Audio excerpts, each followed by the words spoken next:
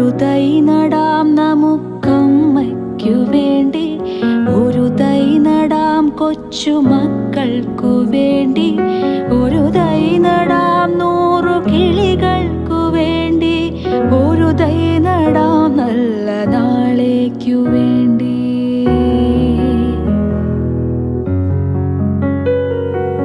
ഒരു തൈ നടാം നമുക്കമ്മയ്ക്കു വേണ്ടി, ഒരു തൈ നടാം കൊച്ചുമക്കൾക്കു വേണ്ടി.